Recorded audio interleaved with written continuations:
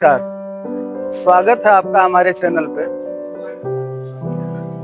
जैसा कि हमने जन्म कुंडली के 12 भावों पे चर्चा शुरू किया है, जिसमें से हमने आपको पहले पार्ट में 4 भावों के बारे में बताया।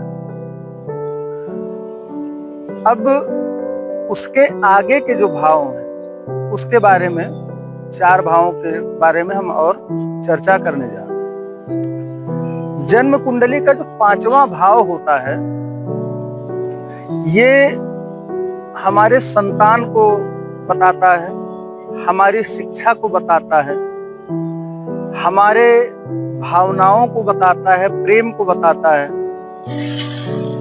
जन्म कुंडली का 5वां भाव शेयर मार्केट को भी बताता है। और जन्म कुंडली का जो 6वां भाव होता है, ये ऋण रोग शत्रु का भाव कहा जाता है। जन्म कुंडली का 6वां भाव हमारे मामा को, हमारे शत्रुओं के बारे में, हमारे कर्जे की स्थिति के बारे में, हमारे रोग के बारे में, जो अस्थायी रोग होते हैं, ऐसे रोगों के बारे में जन्म कुंडली का 6वां भाव हमको बताता है।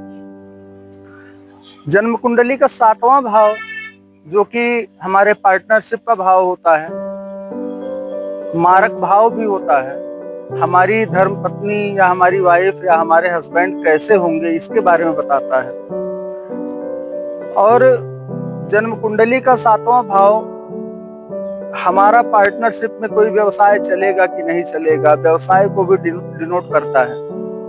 और जन्म कुंडली का 8वां भाव सबसे रहस्यमयी भाव, गुप्त भाव कहा जाता है। जन्म कुंडली का 8वां भाव आपकी आयु को बताता है, आपकी गुप्त विद्याओं के बारे में बताता है, अचानक धन लाभ के बारे में बताता है, और पेट के नीचे की बीमारियों के बारे में बताता है, असाध्य रोग के बारे में बताता है। और ऐसे रोग जो जान ही नहीं मिलता है, कितना भी जांच करा लिया जाए, ऐसे ऐसे रोगों के बारे में आपका 8वां भाव बताता है। धन्यवाद। आप लोग हमारे चैनल को सब्सक्राइब करिए, लाइक करिए।